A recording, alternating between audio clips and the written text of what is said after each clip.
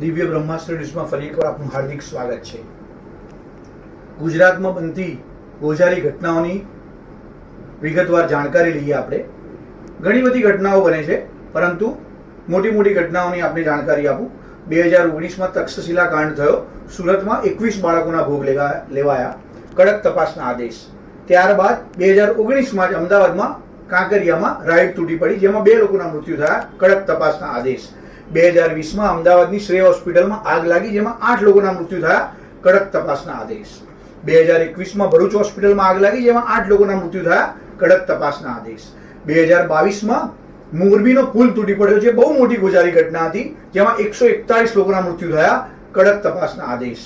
ત્યારબાદ 2023માં અમદાવાદના અંધારિયા પુલ ઉપર તથ્ય પટેલે પોતાની ગાડી નીચે 9 જણાને કચડી નાખ્યા અને 9 જણાના મૃત્યુ પામ્યા, તેમાં પણ કડક તપાસના આદેશ।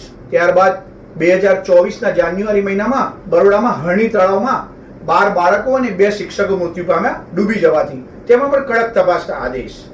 અને હાલમાં અત્યારે 2024ના મે મહિનામાં રાજકોટમાં ગેમ ઝોનમાં અગ્નિકાંડ થયો, જેમાં કેટલા મૃત્યુ પામ્યા તેની માહિતી હજુ સત્તાવાર જાહેર થઈ નથી। કોઈ 24 કહે, કોઈ 27 કહે, કોઈ 33 કહે, કારણ કે હજુ લાશો જ નથી મળી।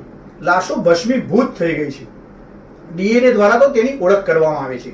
આવા સંજોગોમાં આપણને મળ્યું શું? તો એક કડક તપાસના આદેશ અને શોક સંદેશો। સરકાર દ્વારા એક શોક સંદેશો આપવામાં આવે છે અને મૃતકોને 2 લાખ, 4 લાખ, 5 લાખનું એક વળતર આપવામાં આવે છે। શું આનાથી આ બધી વસ્તુ સંતોષી શકાય? આ બધી ઘટનાઓને રોકી શકાય? કડક તપાસના આદેશો અને શોક સંદેશ, આ સિવાય નાગરિકોને મળ્યું શું? બ્યુરો રિપોર્ટ, દિવ્ય બ્રહ્માસ્ત્ર।